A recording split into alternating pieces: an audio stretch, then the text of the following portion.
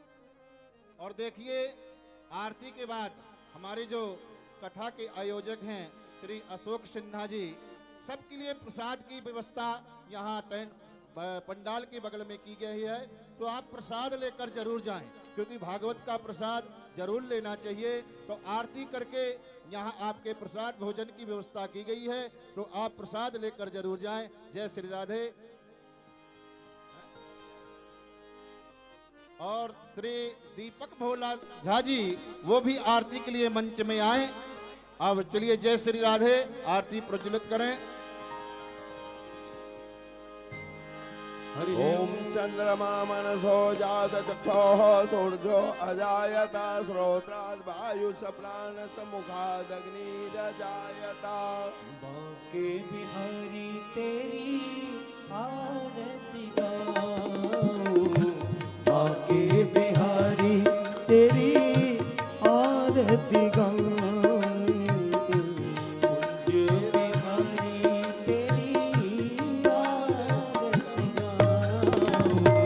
कुंज बिहारी तेरी आरती गाऊं, आरती गाऊं प्यारे आपको मनाऊं,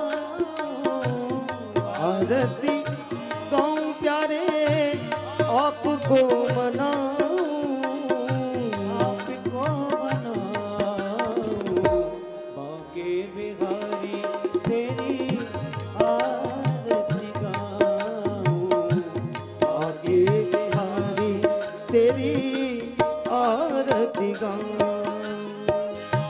मोरा मुकुट तेरे शीश पे सोहे, मोर मुकुट तेरे शीश पे सोहे, प्यारी बंसी मेरा मन मोहे, प्यारी बंसी मेरो मन मोहे, मेरो मन मोहे, क्या बंसी पे मैं तो बलि बन जाऊं, बांके बिहारी तेरी आरती गाऊं।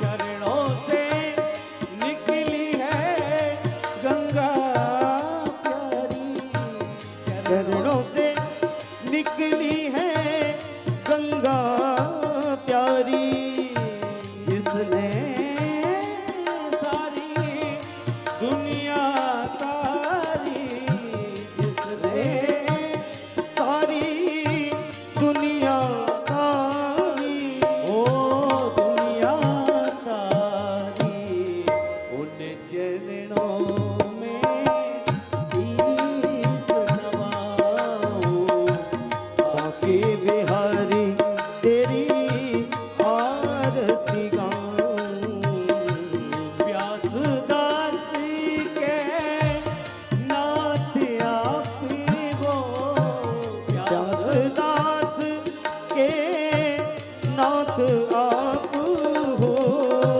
सुख दुख जीवन प्यारे साथ आप हो, सुख दुख जीवन प्यारे साथ आप हो, साथ आप हो, प्यारी छवि में तेरी मन में बसाऊं, बांके बिहारी तेरी आरती गाऊं, श्री हरिदास के प्यारे तुम हो, श्री हरिदास के प्यारे तुम हो, मेरे मोहन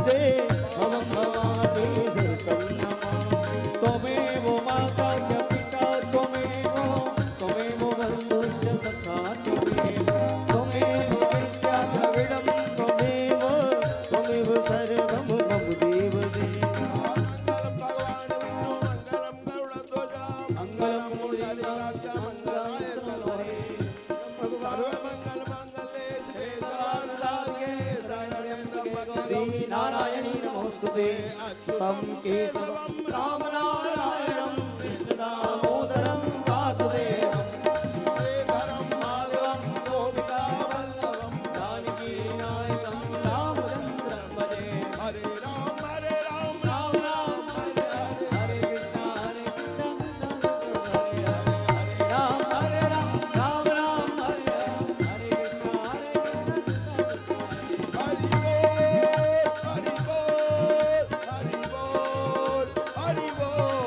हरि बोल हरि बोल हरि बोल हरि बोल हरि बोल हरि बोल हरि बोल हरि बोल हरि बोल हरे कृष्णा कृष्णा कृष्णा हरे हरे हरे रामा हरे रामा राम राम हरे हरे हरे कृष्णा कृष्ण कृष्ण हरे हरे जलेन शीतलीकरणम पुष्पैरेवाभिवन्दनम आरोग्यार्थे आत्माभिवन्दनम